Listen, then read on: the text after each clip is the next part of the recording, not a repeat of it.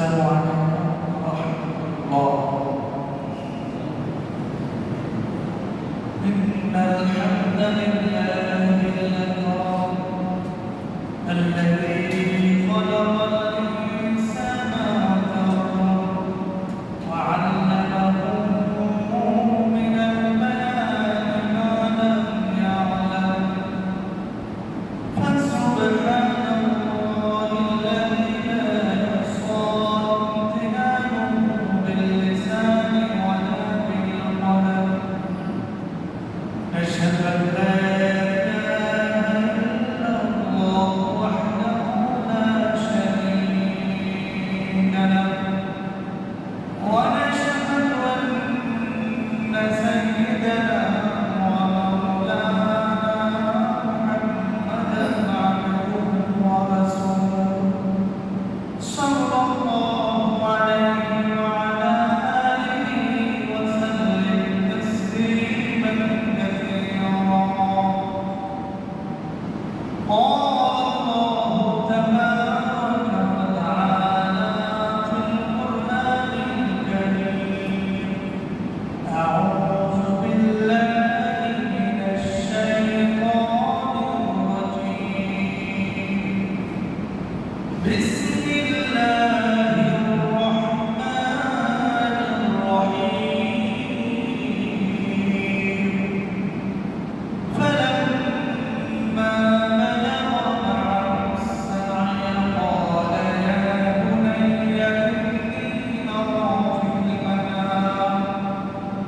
إني أرى في المنام أني أذبحك فانظر ماذا ترى.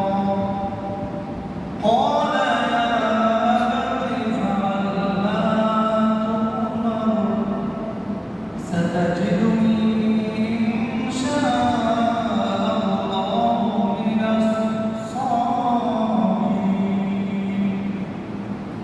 وقال تعالى: إن الله وملائكته يصلون على النبي يا أيها الذين آمنوا صلوا عليه وسلموا تسليما. সকলে মুহাম্মদের সাথে দরুদ শরীফ পড়ি। আল্লাহুম্মা সাল্লি আলা মুহাম্মাদিন ওয়া আলা আলি মুহাম্মাদ কামা সাল্লাইতা আলা ইব্রাহিম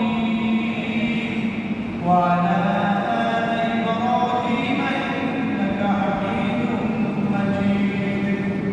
আল্লাহুম্মা বারিক আলা মুহাম্মাদিন ওয়া আলা আলি মুহাম্মাদ كما باركت على إبراهيم وعلى آل إبراهيم إنك حميد مجيد.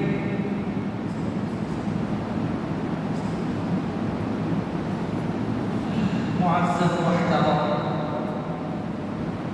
উপস্থিত আমিন জামিয়া মসজিদের সম্মানিত মুসল্লিয়ান আযম, সর্বপ্রথম মহান মালিক আল্লাহ সুবহানাহু ওয়া তাআলার দরবারে শুকর ও সুজুদ আদায় করতেছি যে মহান মালিক আল্লাহ সুবহানাহু ওয়া তাআলা আপনাকে আমাকে মহব্বত করে ভালোবেসে পবিত্র জিলহজ মাসে প্রথম জুমায় আমাদেরকে আল্লাহ তাআলার ঘরে আসার তৌফিক দান করেছেন। এর জন্য আমরা শুকরিয়া আদায় করি, বলি আলহামদুলিল্লাহ। আর প্রশংসা করি সেই মহান মালিকের, যে মহান মালিক আল্লাহ সুবহানাহু ওয়া তাআলা আপনাকে আমাকে সুস্থ রেখে ভালো রেখে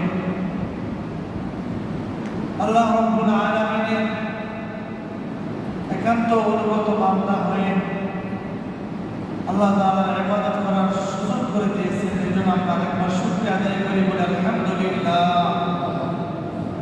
দুরূদ ও সালাম সেই মহান নেতা, মহান নবী সাইয়্যিদুল মুরসালিন রাহমাতুল লিল আলামিন, যাকে মহান আল্লাহ সুবহানাহু ওয়া তাআলা সমগ্র জগৎবাসীর জন্য রহমত হিসেবে প্রেরণ করেছেন। আমরা তার প্রতি দুরূদ পাঠাই বলি সাল্লাল্লাহু আলাইহি ওয়াসাল্লাম। সব কিছুর মালিককে আল্লাহ। তার একটা নাম আছে রব। কি নাম বলেন? রব। রব শব্দের অর্থ হচ্ছে তিনি প্রতিপালনকারী। আল্লাহ সুবহানাহু ওয়া তাআলা এই রব শব্দটা তিনি সব জায়গায় ব্যবহার করেছেন। আলহামদুলিল্লাহি রাব্বিল আলামিন। এরপরে আমরা যখন রুকুতে যাই সুবহানা রাব্বিয়াল আযীম, ওখানেও রব আছে। আমরা যখন সিজদায় যাই সুবহানা রাব্বিয়াল আ'লা, ওখানেও রব আছে। এরপরে কবরে যখন যাবে মানুষ তাকে প্রশ্ন করা হবে, তোমার রবকে? আমরা সেই রবকে ভয় করি, সেই রবকে আমরা মহব্বত করি, সেই রবের আমরা হুকুম পালন করি। কেননা তিনি সর্ব অবস্থায় সব কিছু দিয়ে আমাদেরকে বাঁচিয়ে রেখেছেন। এই জন্য আমরা তার প্রতি আরেকবার শুকরিয়া আদায় করি, আলহামদুলিল্লাহ। আল্লাহ সুবহানাহু ওয়া তাআলা তিনি সূরাতুল আর রহমানের ভিতরে বলেছেন, ফাবিআইয়ি আলা'i রাব্বিকুমা তুকায্যিবান। হে মানুষ এবং জিন জাতি, তোমরা আমার কোন কোন নিয়ামতকে অস্বীকার করো? ফাবিআইয়ি আলা'i রাব্বিকুমা তুকায্যিবান। তোমরা আমার কোন কোন নিয়ামতকে অস্বীকার করো? এরপর আল্লাহ এটা বলেছেন, ওয়া ইন তা'উদ্দু নি'মাতাল্লাহি লা তুহসুহা। আমি যে তোমাদেরকে এত পরিমাণ নিয়ামত দিয়েছি, যা তোমরা গুণে শেষ করতে পারবে না। অতএব সর্ব অবস্থায় আমাদেরকে শুকরিয়া আদায় করতে হবে সেই মহান রবের, যে মহান মালিক আপনাকে আমাকে বর্তমান যে অবস্থায় রেখেছে, সেজন্য আমরা বারবার শুকরিয়া আদায় করব। এই শুকরিয়া শুধু মুখে বলে না, ইবাদতের মাধ্যমে মুখেও বলতে হবে, কাজেও পরিণত করতে হবে। শুধু যদি বলি আমি আপনাকে ভালোবাসি, কিন্তু তার একটা বহিঃপ্রকাশ থাকতে হবে, কাজে কলমে থাকতে হবে। এই জন্য আমরা আল্লাহ তাআলার ইবাদত করতে যা আমাদের উপরে বাস্তবায়ন করেছে, সকল ইবাদতগুলি আমরা দ্বিধা না রেখে মেনে নেব। কুরবানি আমাদের উপরে ওয়াজিব করেছে। ইব্রাহিম আলাইহিস সালামের উপরে ওহী নাযিল করেছে, স্বপ্নে দেখাইছে যে তুমি তোমার সন্তানকে কুরবানি করো। ইব্রাহিম আলাইহিস সালাম তিনি বলতে পারতেন, রব তোমার জন্য আমাকে আপনি জানতে দিয়েছেন, আমার সন্তানকে নির্বাসনে রেখে আসতে হয়েছে, এরপরে জাতি আমাকে বের করে দিয়েছে, সব কিছু তোমার কারণে, আমার ছেলেকে কেন জমা দিতে হবে? বলতে পারতেন, পারতেন কিনা? পারতেন কিনা বলেন? কিন্তু বিনা দ্বিধা তারপরে আল্লাহ তাআলাকে ভালোবেসে সে একেবারে প্রথমবারই সে গ্রহণ করে নিয়েছে যে না, আল্লাহ তাআলা যে হুকুম করেছে আমাকে সে হুকুম বাস্তবায়ন করতেই হবে। আমরা কি পারি? নামাজ ফরজ হয়েছে, কিন্তু আমরা সে নামাজ, সেই সালাত কিন্তু আমরা আদায় করতেছি না। কুরবানি করে কি হবে? আল্লাহ সুবহানাহু ওয়া তাআলা পবিত্র কুরআনুল কারীমে সূরাতুল কাউসার, ফাসাল্লি ইলা রাব্বিকা ওয়ানহার। হে রাসূল, আপনি সালাত আদায় করো, এরপরে কুরবানি করো। নামাজ পড়তেছি না, আমরা কুরবানি করতেছি। আমাদের কুরবানি কবুল হবে কিনা আল্লাহ তাআলা ভালো জানে। কারণ মায়ের চেয়ে মাসির দরদ বেশি। ফরজের কোনো খোঁজ খবর নাই, আমরা ওয়াজিব সুন্নাত দিকে দৌড়ে আছি। যাই হোক, আজকে আমাদের সামনে এমন একটি জুমা উপস্থিত হয়েছে যে পবিত্র ঈদ উল আযহা একেবারে সন্নিকটে, তার আগের জুমা। এই জুমায় আমরা আজকে আলোচনা করব কুরবানি এবং ইব্রাহিম আলাইহিস সালামের যে আত্মত্যাগ, সে বিষয়ে আমরা সংক্ষেপে আলোচনা করব ইনশাআল্লাহ। আল্লাহ সুবহানাহু ওয়া তাআলা তিনি আমাদেরকে সম্পদ দিয়েছেন, এই সম্পদকে কুরবানির কথা করতে বলা হয়েছে, কিন্তু আমরা সেই সম্পদকে কতটা মহব্বত করি। ইব্রাহিম আলাইহিস সালামকে আল্লাহ তাআলা কুরবানি করতে বললেন, তার প্রিয় সন্তানকে। তিনি বিনা দ্বিধায় কোনো চিন্তা না করে তিনি রাজি হয়ে গেলেন। কিন্তু আজকে আমরা আমাদের উপরে, অনেকের উপরে কুরবানি ওয়াজিব হয়েছে, আমরা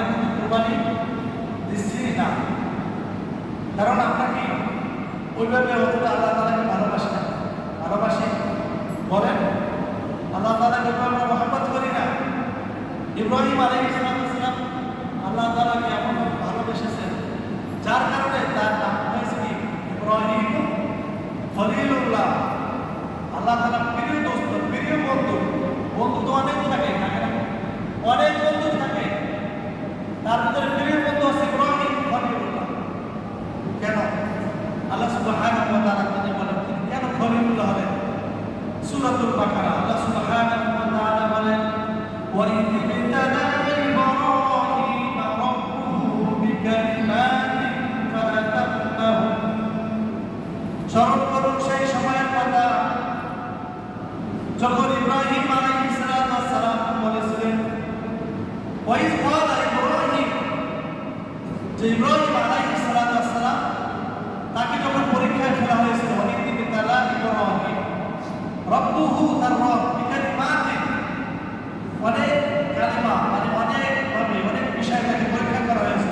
ফাতাম্মাহুন্না, তিনি প্রত্যেকটা বিষয়ে প্রত্যেকটা পরীক্ষায় তিনি কি করেছিলেন? পাস করেছিলেন।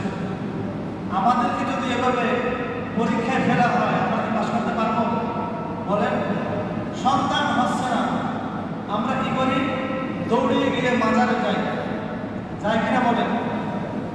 বেশি দৌড়ে দেওয়া লাগবে। আপনাদের খুলনায় বুড়ো মুরব্বীর দরকার আছে, ওখানে গেলে দেখতে পাবেন যে নারী পুরুষ তারা কোমরে মাটি উঠে তারপরে এখানে দৌড়াদৌড়ি করতেছে। ওই মাটি উতরাতে নাকি তার পেটে বাচ্চা আসবে, সন্তান আসবে। নাউজুবিল্লাহ বলে খুলনার ভিতরে।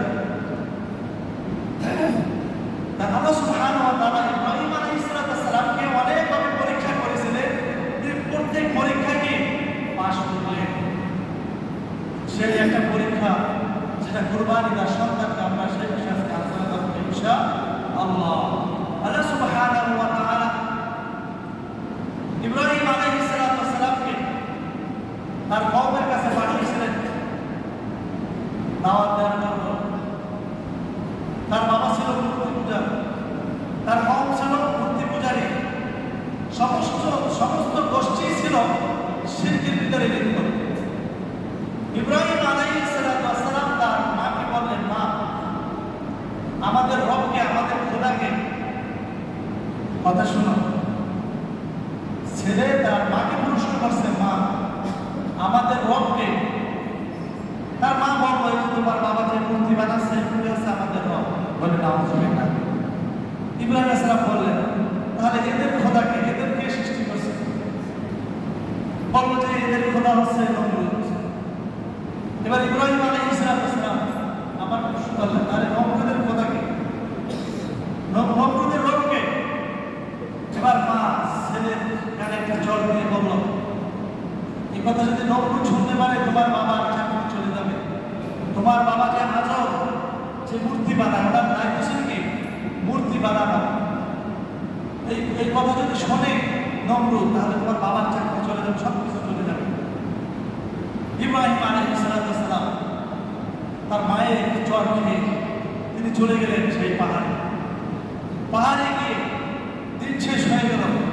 রাত্রি যখন উপনীত হলো, রাত্রিতে যখন তারকা উদিত হলো, ইব্রাহিম আলাইহিস সালাম তারকার দিকে তাকালেন আর ভাবলেন, ফালাম্মা জান্না আলাইহিল লাইলু রাআ কাওকাবান ক্বালা হাদা রাব্বি।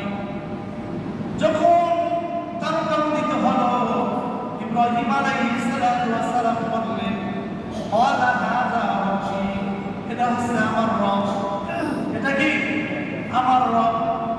এরপরে যখন তারকা উঠে গেল, তখন ইব্রাহিম আলাইহিস সালাম বললেন, যে জিনিস উদিত হয় আবার অস্ত হয়ে যায়, চলে যায়, অদৃশ্য হয়ে যায়, ওটা আমার রব হতে পারে না। এরপরে তিনি আবার ভাবলেন, দেখলেন যে আকাশে বিশাল একটা চাঁদ দেখা যায়। এরপরে তিনি ভাবলেন, ফালাম্মা রাআল কমারা বাযিগান ক্বালা হাযা রাব্বি। যখন তিনি চাঁদকে দেখলেন, তখন তিনি বললেন, ক্বালা হাযা রাব্বি, তখন বললেন যেটা আমার রব।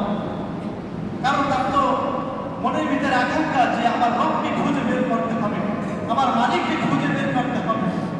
আমরা কি কখনো কল্পনা করেছি যে আমার রবকে খুঁজে বের করতে হবে? বলেন, আপনাকে আমাকে যিনি সৃষ্টি করেছেন তাকে আমরা কখনো খুঁজে বের করেছি? বলেন একটু, খুঁজে বের করে নাই। ইব্রাহিম আলাইহিস সালাম ছোট বয়সে, শিশু বয়সে তিনি রবকে খোঁজা শুরু করলেন। যখন দেখলেন যে চাঁদ ডুবে গেল, অদৃশ্য হয়ে গেল, তখন বললেন যে জিনিস অদৃশ্য হয়ে যায়, যে জিনিস অস্তমিত হয়ে যায়, সেটা আমার রব হতে পারে না। রাত্র শেষ হয়ে গেল, সকাল হলো। পূর্ব দিকে যখন সূর্য উদিত হলো, সূর্য অনেক বড়, পৃথিবীকে আলোকিত করলো। ওই সূর্যকে দেখে ইব্রাহিম আলাইহিস সালাম বললেন, ফালাম্মা রাআশ শামসা বাযিগাতান ক্বালা হাযা রাব্বি হাযা আকবার। যেটা হচ্ছে সবচেয়ে বড়, হ্যাঁ, তারকার চেয়ে, চন্দ্রের চেয়ে সূর্যটা দেখতে বড়, অতএব এটাই কি আমার রব। ফালাম্মা আফালা, যখন সূর্য ডুবে গেল, তিনি বললেন, ক্বালা লাইন লাম ইয়াহদিনি রাব্বি, ক্বালা লাইন লাম ইয়াহদিনি রাব্বি, যদি আমার রব আমাকে হিদায়াত না দেন, লাকুনান্না মিনাল কওমিদ দাল্লিন, তাহলে অবশ্যই আমি কি ওই গোমরা, ওই ভ্রষ্ট জাতির কি আমি অন্তর্ভুক্ত হয়ে যাব। এরপরে ইব্রাহিম আলাইহিস সালামকে আল্লাহ তাআলা সঠিক পথ দেখালেন। তিনি এরপরে বললেন, ইন্নী ওয়াজ্জাহতু, সকলেই পড়ি, ইন্নী ওয়াজ্জাহতু ওয়াজহিয়া লিল্লাযী ফাতারাস সামাওয়াতি ওয়াল আরদা হানিফান ওয়া মা আনা মিনাল মুশরিকিন। ও আমার জাতি, ওই তারকা আমার রব না, ওই চন্দ্র আমার রব না, ওই সূর্য আমার রব না। আমার রব হচ্ছেন তিনি, যিনি আসমান জমিন সকল মাখলুকের সৃষ্টিকর্তা। তিনি হচ্ছেন আমার রব, আমি মুশরিকদের অন্তর্ভুক্ত নই। সুবহানাল্লাহ। তিনি তার রবকে খুঁজে পেলেন। ইব্রাহিম আলাইহিস সালাম তার কওমকে দাওয়াত দিতে লাগলেন। তার কওম, তার জাতি এই দাওয়াত গ্রহণ করল না। ইব্রাহিম আলাইহিস সালাম তিনি ওখান থেকে রওনা হয়ে, তিনি ছিলেন ইরাক থেকে মিশর হয়ে ফিলিস্তিনে যাওয়ার জন্য রওনা হলেন। পথিমধ্যে মিশরে যখন পৌঁছালেন, মিশরের যে রাষ্ট্রপতি ছিলেন ফেরাউন, ওনার নাম কি ছিল? ওনাদের উপাধি ছিল ফেরাউন।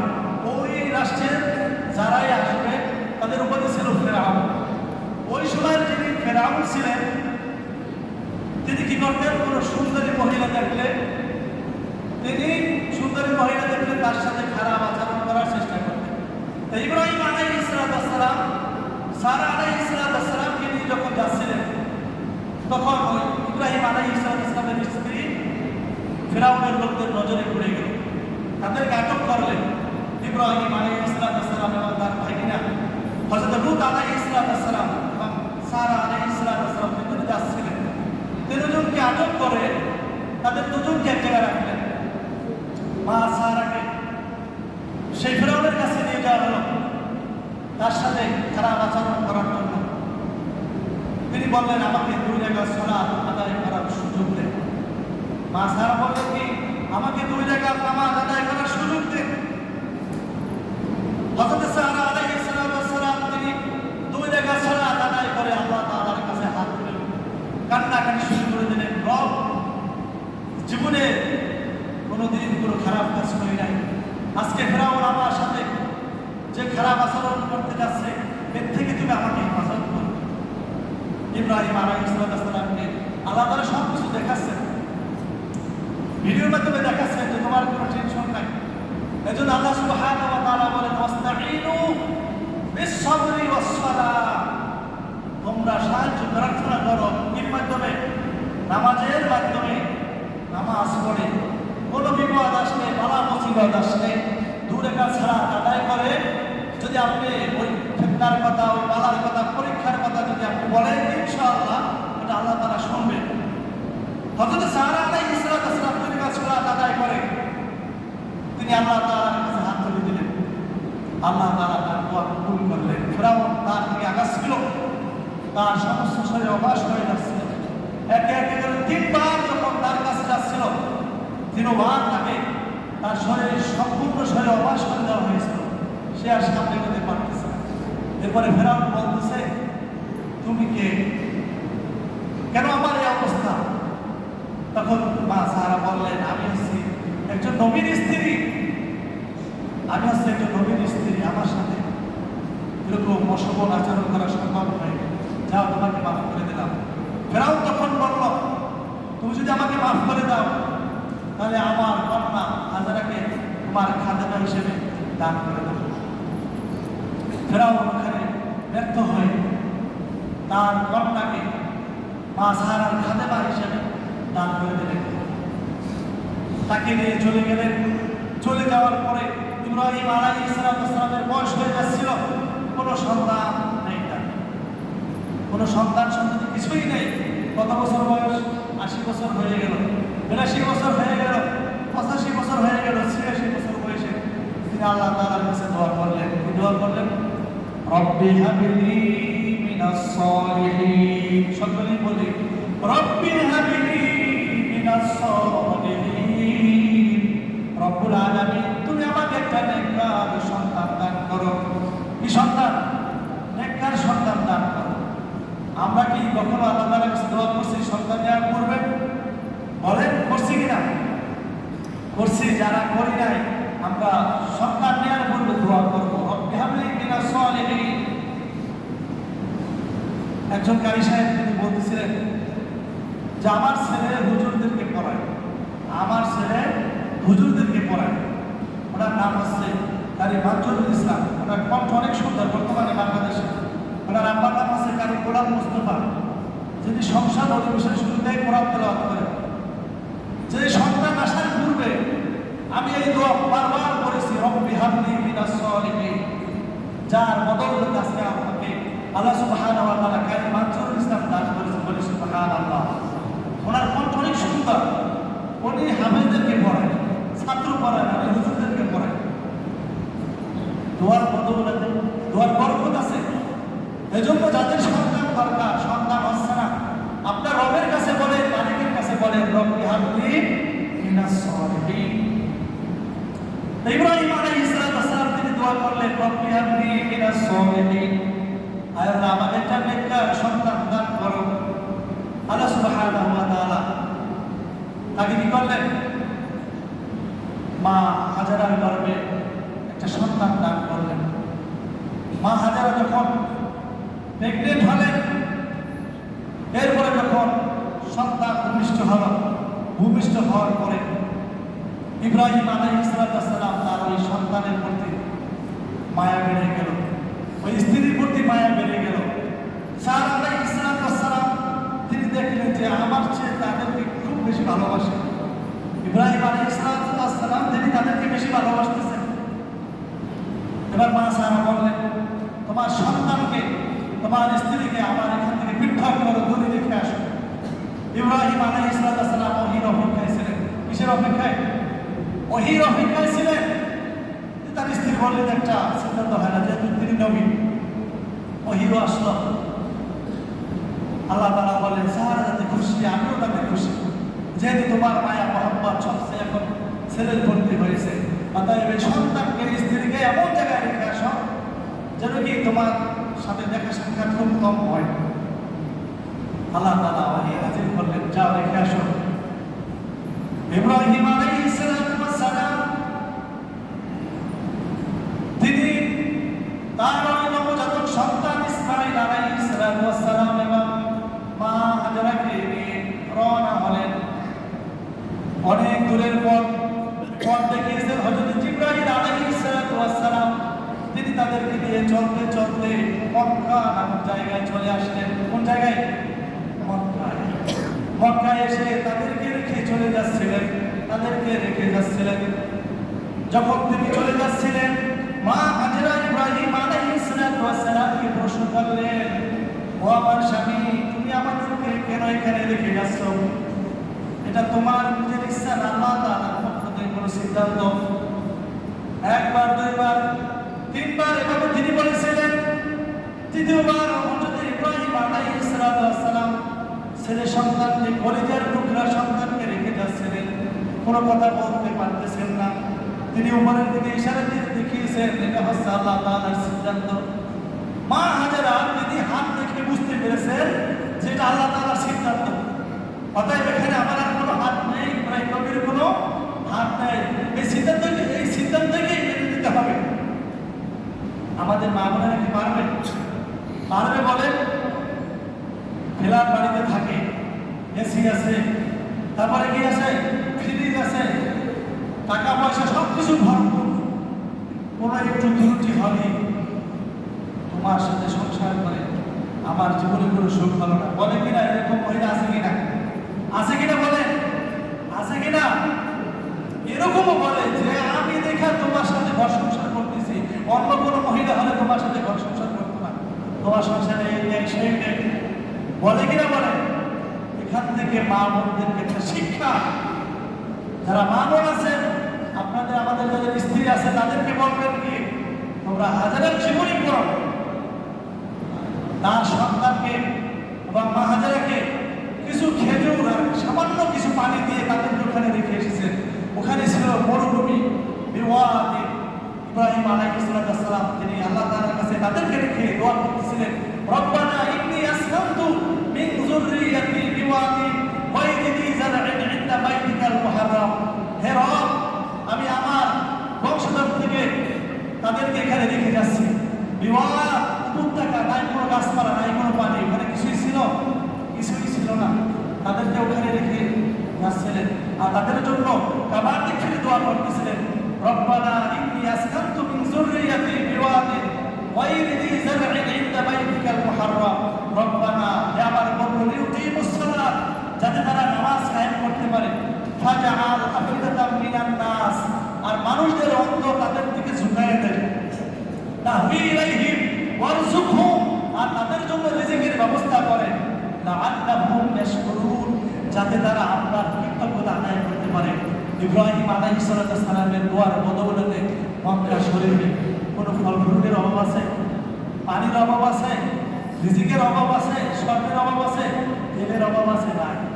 সেই দোয়া ইব্রাহিম আলাইহিস সালাম তার সন্তানদের জন্য করে গেছেন। এরপর ইব্রাহিম আলাইহিস সালাম তাদেরকে রেখে তিনি চলে গেলেন।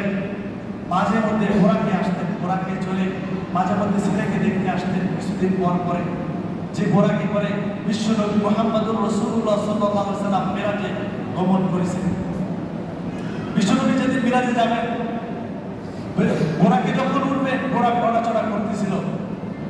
জিবরাইল বললেন, ঘোড়া নড়াচড়া করো না, তোমার উপরে আজকে যদি আরোহণ করবেন এর চেয়ে উত্তম ব্যক্তি আর কোনোদিন আরোহণ করে নাই।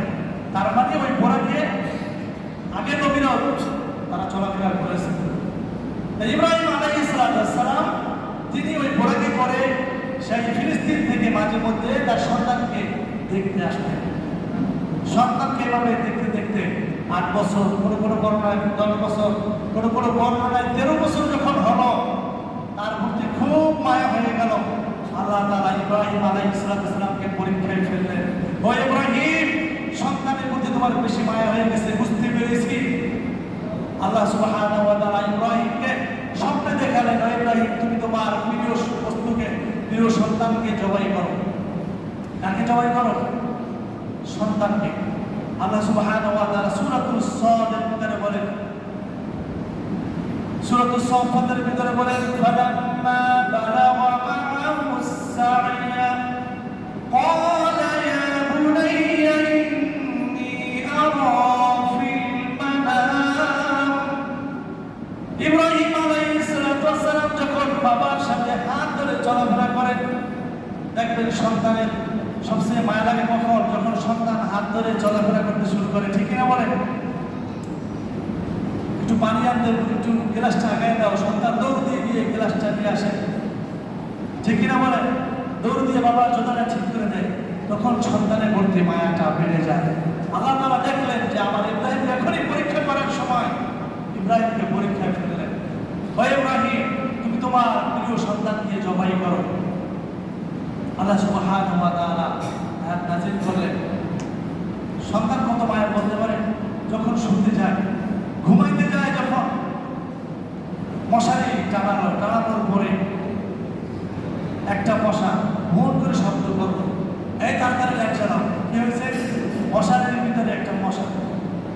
মশাই সন্তানকে খাবে।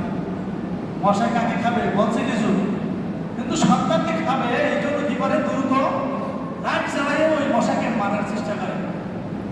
কারণ কি খুব মায়া, ছেলে সন্তান যে কত মায়া এটা তারা বাবা না হচ্ছে তারা ছাড়া বুঝবে না। আরো ইব্রাহিম আলাইহিস সালামের একটা সন্তান আরেক তো তার বিরুদ্ধ বয়সে আল্লাহ তারা তাকে দান করেছেন, কত মায়া এটা বুঝতে পারেন।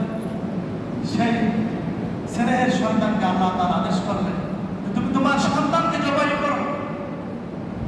আল্লাহ সুবহানাহু ওয়া তাআলা বলেন ফালাম্মা বালাগা মা'আহুস সা'য়া, যখন ইব্রাহিম আলাইহিস সালাম তার বাবার সাথে চলাফেরা করার বয়সে উপনীত হলেন, তখন তিনি বললেন ওয়ালা ইয়া বুনাইয়া, ও আমার সন্তান, ইন্নী আরা ফিল মানাম, আমি স্বপ্নে আদিষ্ট হয়েছি, স্বপ্নে দেখতেছি আযবাহুকা ফানজুর মাযা তারা, আমি তোমাকে জবাই করতেছি, ফানজুর মাযা তারা, তোমার মতামত কি? আমি স্বপ্নে দেখতেছি তোমাকে জবাই করতেছি, তোমার মতামত কি? এখান থেকে শিক্ষা হচ্ছে কোনো কাজ করতে গেলে আগে মতামত দিতে হয়, ঠিক কিনা বলেন? পরামর্শ করতে হয়। যে কোনো কাজ করতে যাবে, আপনার সন্তানের ভিতর হোক, পরিবারের ভিতর হোক, সমাজের ভিতর হোক, ওটা যদি কি মাসোয়ারা করে মতামত দিয়ে যদি করে তাহলে এটা কোনো ঝামেলা হয় না। তার বাবা ইচ্ছে করলে তার সন্তানকে জবাই করে দিতে পারতো, পারতো কিনা বলেন? কিন্তু তার সন্তানকে তিনি প্রশ্ন করলেন ফানজুর মাযা তারা, ও আমার সন্তান তোমার মতামত কি? আর ওখানে তিনি বললেন ইয়া বুনাইয়া, হে আমার কলিজার টুকরা আদরের সন্তান। তিনি বলতে পারতেন ইয়া ইবনে, হে আমার ছেলে বলতে পারতেন, কিন্তু বলেন নাই, আদর করে বলেছেন। এজন্য যারা দাওয়াতি কাজ করে এদেরকে মিষ্টি ভাষায় কথা বলতে হয়, মানুষকে দিনের পথে আনার জন্য মিষ্টি ভাষায় কথা বলতে হয়। বাচ্চাকে যখন ওষুধ খাওয়াতে হয়, ওকে কি জোর করে খাওয়ানো হয়? ওকে অনেকভাবে বুঝে তারপরে খাওয়াতে হয়। তারপরে যদি না খেতে চায় ওষুধের সাথে কি চিনি মিশিয়ে তারপরে খাওয়াতে হয়। এই জন্য কোনো মানুষকে দাওয়াত দিতে গেলে, ভালো কথা বুঝে দিতে গেলে তাকে মিষ্টি কথা বলে দাওয়াত দিতে হবে। শিক্ষা এখান থেকে। তাই ইব্রাহিম আলাইহিস সালাম তার সন্তানকে দাওয়াত দিচ্ছেন, তার সন্তানকে বলতেছে হে বুনাইয়া, হে আমার কলিজার টুকরা, ইন্নী আরা ফিল মানাম, আমি স্বপ্নে দেখেছি আযবাহু, আমি তোমাকে জবাই করতেছি। ফানজুর মাযা তারা, তোমার মতামত কি? সন্তান তিনি উত্তর দিলেন ক্বালা ইয়া আবাতি ফাআল মা তু'মার সাতাজিদুনি ইনশাআল্লাহু মিনাস সাবিরিন। সন্তান উত্তর দিলেন হে আমার পিতা, ইয়া আবাতি ফাআল মা তু'মার, তোমার রব তোমাকে যে আদেশ দিয়েছেন সেই কাজ তুমি তাড়াতাড়ি করো। সুবহানাল্লাহ, বলতে পারি না? হে আমার রব, হে আমার পিতা, আপনার রব আপনাকে যে বিষয়ে আদেশ করেছেন দ্রুত বাস্তবায়ন করুন। সাতাজিদুনি, আপনি আমাকে পাবেন ইনশাআল্লাহু মিনাস সাবিরিন, ধৈর্যশীলদের কাতারে আমাকে আপনি পাবেন। আপনি যখন আমাকে জবাই করবেন আমি কোনো ডিস্টার্ব করবো না, আপনি ধৈর্যশীলদের ভিতরে আমাকে পাবেন ইনশাআল্লাহ বলে দিয়েছেন। কোনো কাজ করতে গেলে কি বলতে হয় বলেন? ইনশাআল্লাহ বলেন, ইনশাআল্লাহ। ইনশাআল্লাহ না বললে ওই কাজে বরকত হয় না, এমনকি ওই কাজ করাও হয় না। আল্লাহর হাবিব সাল্লাল্লাহু আলাইহি ওয়াসাল্লামের কাছে কাফের মুশরিকরা প্রশ্ন করেছিল, তিনি বলেছিলেন যে আমি আগামী দিন বলবো, কিন্তু ইনশাআল্লাহ বলেন নাই। কি বলেন নাই? ইনশাআল্লাহ বলেন নাই। দীর্ঘদিন ওহী আসতেছে না। আল্লাহর হাবিব সাল্লাল্লাহু আলাইহি ওয়াসাল্লাম তিনি ভাবলেন আমার যেন কি ভুল হয়ে গেছে, রিসালাতের দায়িত্বে সম্ভবত কোনো ভুল হয়ে গেছে, কেন আমার মতো হয়ে আসতেছে না। তিনি চেয়েছিলেন যে উপর থেকে রাত্রি পরে তিনি মারা যাবেন। তখন আল্লাহ তাআলা আয়াত নাযিল করলেন, ইয়া মুহাম্মদ, জিবরাইল আলাইহিস সালাম এসে বললেন, লা তাকতুল নাফসাকা, তুমি তোমার নিজেকে হত্যা করো না। এরপরে আল্লাহ সুবহানাহু ওয়া তাআলা আয়াত নাযিল করলেন, ওয়ালা তাকুলান্না লিশাইইন ইন্নী ফাআইলুন যালিকা ওয়ালা ইল্লা ইনশাআল্লাহ। যখন কোনো কাজ করবে আগামী দিনের বা করতে যাবে তখন বলবে আল্লাহ যদি চায় ইনশাআল্লাহ। ইব্রাহিম আলাইহিস সালামের ছেলে ইসমাঈল আলাইহিস সালাম তিনি বললেন ইনশাআল্লাহ মিনাস সাবিরিন, আল্লাহ চাহে তো আপনি আমাকে ধৈর্যশীলদের কাতারে পাবেন। বাপ্পাটা রাজি হয়ে গেল। ফালাম্মা আসলামা, দুজনে আত্মসমর্পণ করলো। এরপরে বাপ্পাটা চলে যাচ্ছেন কোথায়? মিনায়। কোথায় যাচ্ছেন? জবাইয়ের জন্য কোথায় যাচ্ছেন? যারা হাজী সাহেব মক্কায় গেছেন হজের পরে এই 10 তারিখে জুলহজ মাসে ওখানে মিনায় নিয়ে যাওয়া হয়। তারপরে কি ওখানে কুরবানি করা হয়। ইসমাঈল আলাইহিস সালামকে মিনায় নিয়ে যাচ্ছেন কুরবানি করার জন্য। শয়তান তাদের পিছনে লেগেছে। ইব্রাহিমকে বলতেছে, ইব্রাহিম তুমি তোমার সন্তানকে কেন কুরবানি করতে যাচ্ছ? 86 বছর বয়সে একটা সন্তান কেন কুরবানি করতে যাচ্ছ? ইসমাঈল আলাইহিস সালামকে শয়তান ধোঁকা দিচ্ছে, ইসমাঈল তোমার বাবা তোমাকে হত্যা করতে নিয়ে যাচ্ছে, তুমি কি জানো? তখন বাপ বেটা শয়তানকে তাড়ানোর জন্য কি করলেন? পাথর নিক্ষেপ করলেন। তারা কুরবানির ওখানে চলে যাচ্ছেন। সেই পাথর নিক্ষেপ আল্লাহ সুবহানাহু ওয়া তাআলা কিয়ামত পর্যন্ত জারি রেখেছেন, যারা হজ করতে যাবে ওখানে গিয়ে শয়তানকে কি করবে? পাথর নিক্ষেপ করবে। এই পাথর শুধু প্রত্যেকই শয়তানের প্রতি নিক্ষেপ না, ওটা একটা শিক্ষা। যারা মানুষ শয়তান, জিন শয়তান সকলকে নিক্ষেপ করতে হবে। আপনার এলাকায় যারা শয়তান আছে তাদেরকেও কি দাওয়াত দিতে হবে? পাথর নিক্ষেপ করার জন্য তাদেরকে দাওয়াত দিতে হবে, তাদের থেকে বেঁচে থাকতে হবে। ইব্রাহিম আলাইহিস সালাম, ইসমাঈল আলাইহিস সালাম তাদেরকে শয়তান 3 জায়গায় ধোঁকা দিলেন। 3 জায়গায় এভাবে তারা পাথর নিক্ষেপ করলেন। এরপরে আতাল্লাহু লিল জামিন, যখন তার সন্তানকে জবাই করবে, সন্তানকে কাঁধ করে শুয়ে দিয়েছে। এর পূর্বে সন্তান তার বাবাকে বলতেছে, বাবা তুমি যখন আমাকে জবাই করবে, মারিফুল কোরআনে ঘটনা আসছে, তখন আমার হাত পা তুমি বেঁধে দেবে। কারণ তুমি যখন আমার গলায় ছুরি চালাবে, ছুরি চালানোর পরে আমি তো ছুটাছুটি করবো, হাত পা যদি তোমার গায়ে লেগে যায় বেয়াদবি হয়ে যেতে পারে। এমন সন্তান। আর আমরা আমাদের পিতাকে গাড়ি ছেড়ে কথা বলি না, টাকা না দেবে ব্যবস্থা করে দেব, হয় কিনা বলেন? হয় কিনা? গাঁজার টাকা, বিড়ির টাকা না দিতে পারলে সন্তানের চোখ গরম হয়ে যায়। সন্তানদেরকে বলছি, বাবা মা যে কি জিনিস তা বড় হলে বুঝতে পারবেন। ইসমাঈল আলাইহিস সালাম তার বাবাকে বললেন, যখন আপনি আমাকে জবাই করবেন আমার হাত পা একটু বেঁধে নেবেন। এরপরে বললেন ছুরিতে ভালো করে দাগ দেবেন, কারণ যখন ছুরি চালাবে যদি ধার না থাকে, যদি না কাটে আপনার মনের ভিতরে মায়া চলে আসতে পারে। এজন্য যাতে একবারই কেটে যায় আপনি ছুরিতে ভালো করে দাগ দেবেন। এরপরে আপনার কাপড় চোপড় ভালো করে গুছিয়ে নেবেন অথবা খুলে নেবেন, যেন আপনার কাপড় চোপড়ে রক্ত না লাগে। সর্বশেষ বললেন যে আমার রক্ত মাখা জামাটা আমার মায়ের কাছে দেবেন, আর আমার মাকে সালাম দেবেন, আর বলবেন যে জান্নাতে দেখা হবে। এমন সন্তান ছিলেন, আল্লাহর রাস্তায় কুরবানি হয়ে গেছে। আর আমরা ফজরের সালাতটা ঠিকমতো আদায় করতে পারি না, ঠিক কিনা বলেন? দিনের পথে চলতে পারি না। আমরা কি করতেছি, কি কুরবানি করতেছি? তারা সবকিছুই কুরবানি করে দিয়ে গেছে। আল্লাহ সুবহানাহু ওয়া তাআলা আয়াত নাযিল করেছেন, হে রাসূল আপনি বলো, কুল ইন্না সালাতি, নিশ্চয়ই আমার নামাজ, অনুসুতি, আমার কুরবানি, ওয়া মাহইয়ায়া, আমার জীবন, ওয়া মামাতি লিল্লাহি রাব্বিল আলামিন, সবকিছু আল্লাহ তাআলার জন্য।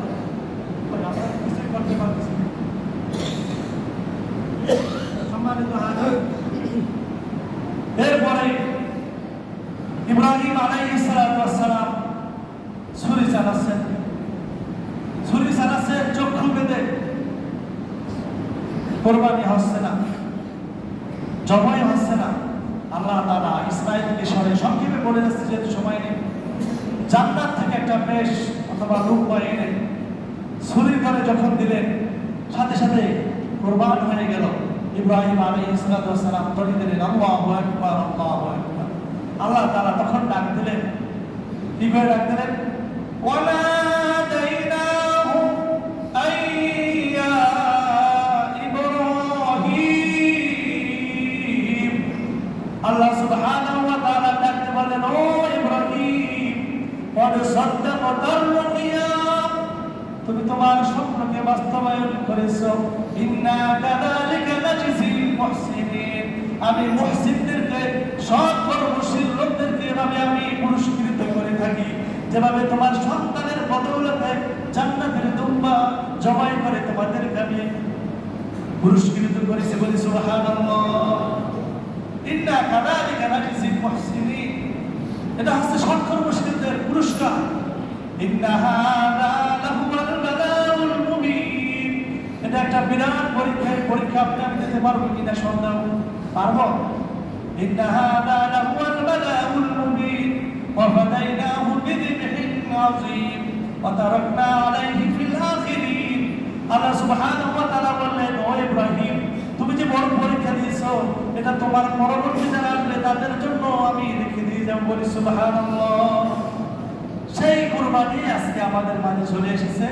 যাদের উপরে কুরবানি ওয়াজিব, তারা আমরা কুরবানি দেব, সাথে তার আগে সালাত আদায় করব, 5 ওয়াক্ত নামাজ আদায় করব ইনশাআল্লাহ। আল্লাহ তাআলা বলেন, ফাসাল্লি লিরাব্বিকা ওয়ানহার, যে আগে নামাজ পড়ো, তারপরে কি করো? কুরবানি করো। কুরবানির দিন দেখবেন অনেক লোক ফজর নামাজ পড়ে নাই, কুরবানি দিতে গেছে, আবার কুরবানি দিতে দিতে গোশত বন্টন করতে করতে জোহরের নামাজও পড়ে নাই। এরকম হয় কিনা বলেন? এরকম কুরবানি দেওয়ার দরকার নাই ভাই। ফরজ আগে না ওয়াজিব আগে? বলেন ফরজ আগে। আগে ফরজ আদায় করবেন, তারপরে ওয়াজিব, তারপরে কি সুন্নাহ, তারপরে নফল। মদ খাচ্ছে, মুছে লাগলে মাকরুহ হবে। মদ খাচ্ছে, মুছে লাগলে কি মাকরুহ হবে। আর ভাই আপনি কুরবানি দিচ্ছেন, ফরজ নামাজ নাই। আর কয়েকটা মাসালা বলি আমি আপনাদের পিছিয়ে দিচ্ছি, যেহেতু সামনে কুরবানি। যে আমরা যারা কুরবানি করতে যাচ্ছি, শরীক হওয়ার ক্ষেত্রে 7 জন যারা বাকি কুরবানি দেবেন, 6 জন নামাজি, একজন যদি বেনামাজি হয়, কারো কুরবানি হবে না। বুঝতে পারছেন? বুঝতে পারছেন? 6 জন নামাজি, একজন ঘুষখোর, কারো কুরবানি হবে না। সকলে এক নিয়তে গরু ক্রয় করতে হবে, একই নিয়তে গরু ক্রয় করতে হবে। একজনের একটা হারাম হলে সকলেরটা কি বরবাদ হয়ে যাবে। খেয়াল রাখবেন, সম্পদ তার সহি আছে কিনা, সে নামাজ পড়ে কিনা, এতে খেয়াল রেখে আমরা কুরবানি আদায় করবো তাদের সাথে। এরপরে ওজনে কম বেশি হবে কিনা আগে থেকে আমরা চিন্তা ধারণা করি, যে আমি যে কুরবানিটা দিচ্ছি কম বেশি কত কেজি হবে, এগুলো আমরা মাথার থেকে বের করে নেব। এরপরে পারিশ্রমিক, যারা গরু কাটবে তাদেরকে আলাদা পারিশ্রমিক দিতে হবে। কোরবানির বস্তু কি বিক্রি করা জায়েজ? হ্যাঁ, জায়েজ না। যারা পারিশ্রমিক নেবে তারা তো একটা অ্যামাউন্ট চাবে, যে আমাকে 1000 দেবেন বা 2000 দেবেন।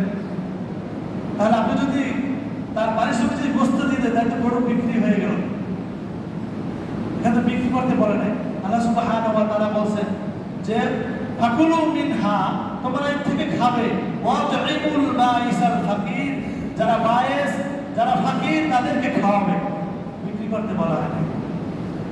এমনকি কুরবানির গরু যদি আগে কিনে, যদি দুধ দহন করা লাগে, যদি দুধ বড় হয়ে যায়, দুধ দহন করে ওই দুধ দান করে দিতে হবে। যদি নিজে গরু হন করে, তাহলে ওটার মূল্য দান করে দিতে হবে। বুঝতে পারছেন? এই জন্য কুরবানি একটা গুরুত্বপূর্ণ বিষয়। আরো অনেক মাসালা আছে, আমরা জেনে নেব। তারপরে জবাই করার সময় ধারালো অস্ত্র নিতে হবে। এরপরে গলার ভিতরে যে ছুরির মাথা দিয়ে যে নাড়া দেওয়া হয়, এগুলো দেওয়া যাবে না। এতে গরু কি করবে? স্টপ করবে। বুঝতে পারছেন? ওর মাত্র 4টা রক আছে। এই 4টি রক কেটে দিলে কি রক্ত শেষ হয়ে গেল, এমনি নিস্তেজ হয়ে যাবে। আর আমরা কি করি, কিছু কষাই আছে দেখছি, জবাই দেওয়ার সাথে সাথে তারা সাল খাওয়া শুরু করে দেয়। এগুলো করবে না। ওকে নিস্তেজ হতে দেবে, তারপরে ধীরে সুস্থে করবে। সম্মানিত হাজিরিন, এভাবে আরো কিছু আমল আছে আমাদের। ইয়াউম আরাফা, আরাফার দিনে রোজা রাখতে হবে। আরাফার দিনে রোজা রাখতে হবে। আল্লাহর হাবিব সাল্লাল্লাহু আলাইহি ওয়াসাল্লাম ইরশাদ করেছেন, সিয়াম ইয়াউম আরাফা, আরাফার দিনে রোজা, আহতাসিবু আলাল্লাহ আন ইউকাফিরা সানাতাল্লাতী ক্বাবলা ওয়া সানাতাল্লাতী বা'দা, যে তার পিছনের সামনের 1 বছরের গুনাহ মাফ করে দেবে। বলি সুবহানাল্লাহ। এরপরে রবিবার ফজর থেকে নিয়ে আপনার 13ই জিলহজ পর্যন্ত তাকবীর দিতে হবে। আইয়ামে তাশরিক 23 অক্ট, কত অক্ট? 23 অক্ট, 5 দিন। রবিবার থেকে নিয়ে রবি, সোম, মঙ্গল, বুধ, বৃহস্পতিবার আসর পর্যন্ত আপনাকে তাকবীর তাসবিহ দিতে হবে। আল্লাহু আকবার, আল্লাহু আকবার, লা ইলাহা ইল্লাল্লাহ, আল্লাহু আকবার, আল্লাহু আকবার, ওয়ালিল্লাহিল হামদ। পুরুষ যারা আছে উচ্চ স্বরে আওয়াজ করবে, মহিলারা আস্তে আস্তে পড়বে। এরপরে যারা চুল নখ রেখেছেন, কোরবানির পরে এগুলি কেটে কি হারাম হয়ে যেতে হবে। হাজিরা যেভাবে করে আমরাও সেভাবে করব ইনশাআল্লাহ। এরপরে কোরবানির দিন সবচেয়ে উত্তম কাজ হচ্ছে, সবচেয়ে ভালো কাজ হচ্ছে, আল্লাহ তাআলার কাছে সবচেয়ে প্রিয় কাজ হচ্ছে তার নামে রক্ত প্রবাহিত করা। কি বলে? রক্ত প্রবাহিত করা মানে কোরবানি দেওয়া। এজন্য আল্লাহর হাবিব সাল্লাল্লাহু আলাইহি ওয়াসাল্লাম বলেছেন, মান ওয়াজাদা সাআতান লিয়াইয়ুদহি ফালাম ইউদহি ফালা ইয়াহমুল মুসাল্লানা। যে ব্যক্তি সামর্থ্য থাকা সত্ত্বেও কোরবানি করলো না, সে যেন আমার ঈদগাহে না আসে। বুঝতে পারছেন? কঠিন হুঁশিয়ারি। এরপরে কোরবানি করলে অনেক সওয়াব। আমাদের ময়দানে আল্লাহ সুবহানাহু ওয়া তাআলা ওই কোরবানির পশু বিকুরুনিহা ওয়া শাআরিহা ওয়া আসলামিহা, তার শিং, তার লোম, এমনকি খুর যেটা না খায় ওটাও কি তার আমলনামায় উঠিয়ে দেওয়া হবে। এই জন্য আমরা সকলেই কোরবানি করব, আমলগুলি করব এবং ইব্রাহিম আলাইহিস সালামের ইতিহাস থেকে আমরা শিক্ষা নেব। তার স্ত্রী কিভাবে জীবনযাপন করেছে, মা বোনরা তার থেকে শিক্ষা নেবেন। ইসমাঈল আলাইহিস সালাম কিভাবে পিতার বাধ্য সন্তান ছিলেন, তার থেকে আমরা সন্তানেরা শিক্ষা নেব। বাবারাও ইব্রাহিম আলাইহিস সালামের কাছ থেকে শিক্ষা নেব কিভাবে তার সম্পদ আল্লাহ তাআলার রাহে কোরবানি করেছেন। আমরা সকল শিক্ষা যেন নিতে পারি। আল্লাহ তাআলা আমাদের সকলকে কবুল করুন, সকলে বলে আমিন।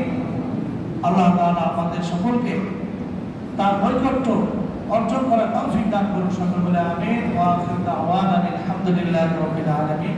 যারা সুন্নাত আদায় করেন আমরা কবুল আদায়